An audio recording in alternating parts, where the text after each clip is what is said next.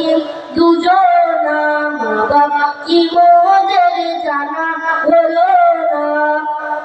মোরা দুজনে এতিম মিসকিন, নেই মোদের মা বাপের ঋণ। দুজনে এতিম মিসকিন, নেই মোদের মা বাপের ঋণ। তাই মানব জাতির পিতা মাতা মোরা দুজনাই। হাবিল কাবিল প্রশ্ন করে হাওয়া আদমকে, তোমরা মোদের বাপ মা তোমাদের মা বাপকে।